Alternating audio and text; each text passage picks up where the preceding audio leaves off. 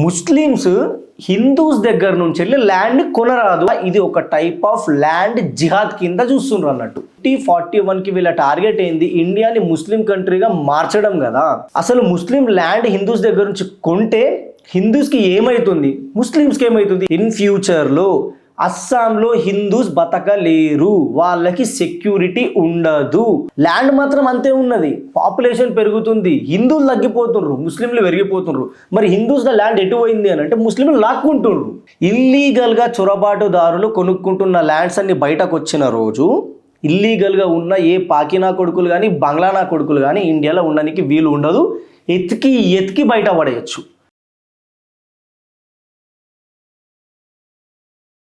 నమస్తే, welcome to Chitragupt.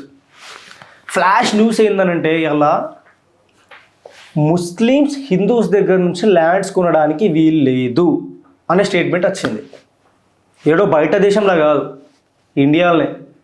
మీరు వింటుంది నిజమే, ఇండియాలోనే అస్సాంలో హేమంత్ బిశ్వ శర్మ ఈ డిసిషన్ ఎందుకు తీసుకున్నాడు?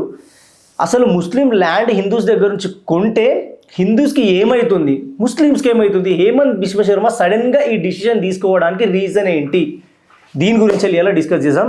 టాపిక్లోకి వెళ్ళే ముందు ఇప్పటివరకు మనకు ఛానల్ ఎవరైతే సబ్స్క్రైబ్ చేసుకోలేదో దయచేసి మన ఛానల్ని సబ్స్క్రైబ్ చేసుకోండి. లైక్, షేర్, కామెంట్ మీరు ఎంత గట్టిగా చేస్తే అంత కంటెంట్ మేము ఇంకా తీసుకురావడానికి ఈజీ అవుతుంది. ఎందుకంటే మీరు మీ లైక్స్ అండ్ షేర్సే మాకు బూస్ట్ ఎనర్జీని ఇస్తాయి. చేస్తున్నారు అనుకుంటున్నాం. Thank you. Let's get into the video. సడన్గా ఉన్నట్టుండి past 2-3 days back Himanta Biswa Sarma government ఈ డిసిజన్ తీసుకున్నది. ఏంటంటే ముస్లిమ్స్ హిందూస్ దగ్గర నుంచి వెళ్ళి ల్యాండ్ కొనరాదు అని చెప్పి.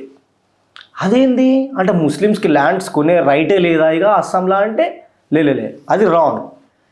అసలు దీంట్లో లిటిగేషన్ ఏముంది, పాయింట్స్ ఏమున్నాయనంటే ముస్లిమ్స్ హిందూ దగ్గర నుంచి వెళ్ళి ల్యాండ్స్ కొనాలి అంటే డీసీ దగ్గర నుంచి వెళ్ళి పర్మిషన్ కానీ డిఎం దగ్గర నుంచి వెళ్ళి పర్మిషన్ కానీ గవర్నమెంట్ తీసుకోవాలా. ఇది తీసుకున్న తర్వాతనే హిందూస్ దగ్గర నుంచి ల్యాండ్ ముస్లిమ్స్ కొనొచ్చు అని చెప్పిండ్రు. మరి వేరే మతస్థుల దగ్గర నుంచి వెళ్ళి ముస్లిమ్స్ నుంచి వెళ్ళి ముస్లిమ్స్ కొనుక్కోవచ్చు, హిందూస్ దగ్గర నుంచి వెళ్ళి హిందూస్ కొనుక్కోవచ్చు. ఇక్కడ ముస్లిమ్స్ మాత్రం వేరే దగ్గర నుంచి వెళ్ళి వేరే మతం దగ్గర నుంచి వెళ్ళి ల్యాండ్ కొనుక్కుంటున్నప్పుడు మాత్రమే ఇది పనిచేస్తుంది. ఈ పర్మిషన్స్ తీసుకోవాలా అని చెప్పిండు అనమాట. ఎందుకు సడన్గా ఈ డిసిజన్ తీసుకోవాల్సి వచ్చింది అని అంటే అస్సాం ఏదైతే ఉందో దాని ఏరియా అంతా బంగ్లాదేశ్ నుంచి వెళ్ళి కనెక్టివిటీ ఉంటుంది, అంటే బార్డర్ని షేర్ చేసుకుంటుంది అన్నట్టు. బంగ్లాదేశ్ ముస్లిమ్స్ ఇల్లీగల్గా చొరబాటుదారులు మన ఇండియాలోకి రావడం, అది అస్సాం నుంచి వెళ్ళి వెస్ట్ బెంగాల్ నుంచి వెళ్ళి వస్తారు అన్నట్టు. అస్సాంలో ఈ ఇల్లీగల్ ఇమిగ్రేట్స్ ఎక్కువైపోవడం వల్ల అస్సాంలో ఈ ఇల్లీగల్ ముస్లిమ్స్ ఎక్కువ రావడం వల్ల అక్కడ ఉన్న అస్సాం కల్చరే పాడైపోతుందంట. అక్కడ ఉన్న అస్సాంలో ఉన్న ఇండియన్స్కి హిందూస్కి స్పెషల్గా వాళ్ళు ఫోర్స్ఫుల్గా వాళ్ళ ల్యాండ్ని లాక్కొని ఆ పర్టికులర్ ఏరియా నుంచి వెళ్ళి వాళ్ళని తరిమేసి ఆ ల్యాండ్ మొత్తం వీళ్ళ పేరు మీద రిజిస్టర్ చేసుకొని హిందూస్ని అక్కడి నుంచి వెళ్ళి పంపించేసి అస్సాం కల్చర్ని దెబ్బ కొట్టేస్తుంటారంట వాళ్ళు. సో ఇది అక్కడున్న అస్సాం డెమోగ్రఫీనే చేంజ్ చేయడం కాకుండా ఇది ఒక టైప్ ఆఫ్ ల్యాండ్ జిహాద్ కింద చూస్తుండ్రు అన్నట్టు. ల్యాండ్ జిహాద్ ఎట్లయితుంది అని అంటే ఫోర్స్ఫుల్గా వాళ్ళ ల్యాండ్ని వీళ్ళు వాళ్ళ దగ్గర నుంచి లాక్కున్నప్పుడు అది ల్యాండ్ జిహాద్ కింద చూపిస్తాం కదా. సో సేమ్ సిచ్యువేషన్ ఇది అక్కడ అదే జరుగుతుంది అన్నట్టు. అస్సాంలో బంగ్లాదేశ్ నుంచి వెళ్ళి ముస్లింలు రావడం, ఆ బార్డర్ని షేర్ చేసుకోవడం, అక్కడ ఉన్న కొంతమంది ముస్లింలతో చేతులు కలిపేసి అక్కడ ఉన్న హిందూస్ని తరిమేసి ఆ ల్యాండ్ని వాళ్ళ పేరు మీద రిజిస్టర్ చేసి సెటిల్ అయిపోవడం. అక్కడ సెటిల్ అయిపోవడం వల్ల ఏమవుతుందంటే హిందూస్ అంతా తగ్గిపోతూ ఉన్నారు ఆ ఏరియాస్లల్లో. ఏంది ఇట్లా జరుగుతుందా అని చూస్తే ఇది ల్యాండ్ జిహాద్ అని చెప్పేసి అస్సాం గవర్నమెంట్కి అర్థమైపోయింది. మరి అస్సాం గవర్నమెంట్ అందుకోసం అని చెప్పేసి ఇట్లాంటి డిసిజన్ తీసుకోవడం జరిగింది.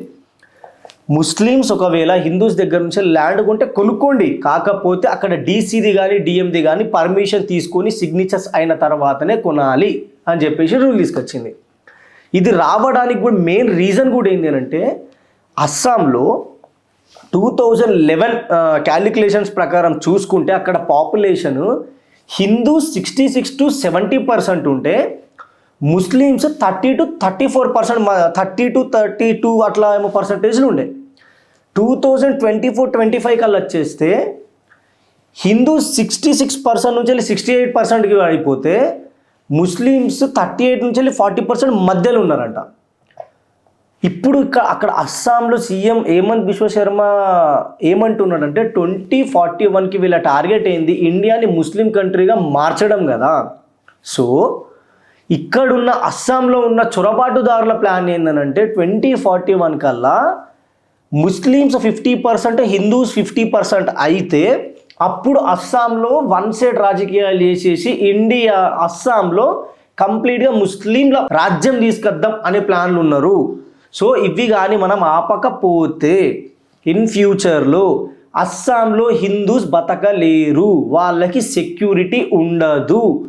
అండ్ అట్లనే ఇక్కడ చొరబాటుదారులని ఆపాలి అన్నా లేదా ఆ ముస్లిం పాపులేషన్ని కంట్రోల్ చేయాలి అన్నా వాళ్లకు ల్యాండ్ జిహాద్ చేయనీయకపోతే ఒక రకంగా వాళ్ళు ఆగిపోతారు అనేది హేమంత్ బిశ్వ శర్మ వర్డ్స్ అన్నమాట. ఎట్లా ఆగుతారు అని అంటే, ఇప్పుడు బయట నుంచి వెళ్ళి లోపలికి వచ్చేసి ఇక్కడ బతుకుతుండ్రు బంగ్లాదేశీ ముస్లిమ్స్. అస్సాంలోకి వచ్చి ఉండాలంటే వాళ్ళకు ఉండడానికి జాగా అయితే కావాలా కదా. ఆ జాగా ఏ నుంచి వెళ్ళి వస్తుంది? ముస్లిమ్స్ అయితే వాళ్ళకి ఇస్తలేరు. మరి వాళ్ళు బతకడానికి ఇంతమంది పాపులేషన్ పెరుగుతున్నా, ముస్లిమ్స్ పెరుగుతున్నా, ల్యాండ్ మాత్రం అంతే ఉన్నది. పాపులేషన్ పెరుగుతుంది, హిందువులు తగ్గిపోతుండ్రు, ముస్లింలు పెరిగిపోతుండ్రు. మరి హిందూస్గా ల్యాండ్ ఎటు పోయింది అని అంటే ముస్లింలు లాక్కుంటుండ్రు. అది బెదిరించి లాక్కుంటుండ్రా లేకపోతే వాళ్ళని ఎల్లగొట్టేసి తీసుకొని భయం పెట్టి లాక్కుంటుండ్రా అనేది తెలుస్తలేదు. దానికోసం అని చెప్పేసి హేమంత్ బిశ్వ శర్మ ఈ నిర్ణయం తీసుకున్నాడు అనమాట. ముస్లిమ్స్ ఒకవేళ హిందూ దగ్గర నుంచి ల్యాండ్ కొనాలి అంటే డీసీది కానీ డిఎంది కానీ పర్మిషన్ తీసుకోకుండా తీసుకుంటే అది ల్యాండ్ జిహాద్ కింద అయిపోతుంది, మిమ్మల్ని బొక్కలేస్తాం. సో ముస్లిమ్స్ హిందూస్ దగ్గర నుంచి ల్యాండ్స్ కొనరాదు అనే రకంగా స్టేట్మెంట్ ఇచ్చిండనమాట. హేమంత్ బిశ్వ శర్మ తీసుకున్న డిసిజన్ కరెక్టేనా రాంగా మీ కామెంట్స్ రూపంలో మీకు కొంచెం చెప్పండి. మీ కామెంట్స్ ప్రతి ఒక్కటి మేము చదువుతున్నాం. మా పాస్ట్ కొన్ని వీడియోస్లలో కొంతమంది పాజిటివ్ పెడుతుండ్రు, కొంతమంది నెగిటివ్ కామెంట్స్ కూడా పెడుతుండ్రు. సరే, అది మీ ఒపీనియన్. మేము క్వశ్చన్ చేద్దాం అనుకుంటున్నాం, జస్ట్ క్వశ్చన్ చేస్తున్నాం. దానికి మీరు ఎట్లా తీసుకుంటారు అనేది, అది పడరా అన్నోళ్ళు ఎట్లా తీసుకుంటారు అనేది మాకు సంబంధం లేదు. And second thing, Yogi Adityanath ఇండియాలో ఆయన నెక్స్ట్ లెవెల్ మనిషి అని అంటారు, కట్టర్ హిందూ. అండ్ ఆయన హిందూస్ కోసం ఇంత ఫైట్ చేస్తాడు. ఇట్లా మన యోగి ఆదిత్యనాథ్ లాంటి వాళ్ళు ఇంకొకరు లేరు అనే దగ్గర నుంచి వెళ్ళి యోగి ఆదిత్యనాథ్ కన్నా ఇంకొక వర్జన్ చూపిస్తున్నాడు హేమంత్ బిశ్వ శర్మ అనే టాపిక్ కాడికి వచ్చింది. హేమంత్ బిశ్వ శర్మ ఏదైతే ఈ రూల్ తీసుకొచ్చిండో ఆ ల్యాండ్ రిజిస్ట్రేషన్ ప్రాసెస్లో, ఇది ఓవరాల్ ఇండియాలో కూడా వస్తే బాగుంటుంది ఏమో అని చెప్పేసి చాలామంది అనుకుంటున్నారు అన్నట్టు. ఒకవేళ వస్తే అది కరెక్టా రాంగా, వస్తే మనకు ఎంత బెనిఫిట్ అవుతుంది దాని గురించి వెళ్ళి కూడా మీరు కామెంట్స్ పెట్టండి. ఇన్ కేస్ ఈ రూల్ ఓవరాల్ ఇండియాలో వస్తే ఇల్లీగల్గా చొరబాటుదారులు కొనుక్కుంటున్న ల్యాండ్స్ అన్ని బయటకు వచ్చిన రోజు ఇల్లీగల్గా ఉన్న ఏ పాకినా కొడుకులు కానీ బంగ్లానా కొడుకులు కానీ ఇండియాలో ఉండడానికి వీలు ఉండదు, ఎతికి బయట పడేయచ్చు. సో ఈ రూల్ ఓవరాల్ ఇండియాలో కూడా రావాలని చెప్పేసి నేనైతే అనుకుంటున్నా. మరి మీరేమనుకుంటున్నారు అనేది కింద కామెంట్ రూపంలో తెలియజేయండి. వీడియో మీకు నచ్చితే లైక్, షేర్ అండ్ సబ్స్క్రైబ్ చేయండి. ఇట్లాంటి ఇంకా న్యూస్ కోసం మీరు కామెంట్ చేసి మమ్మల్ని బూస్ట్ చేయండి. షేర్ చేస్తారని అనుకుంటున్నాం, సబ్స్క్రైబ్ చేస్తారని అనుకుంటున్నా. Thank you. జై హింద్, జై భారత్.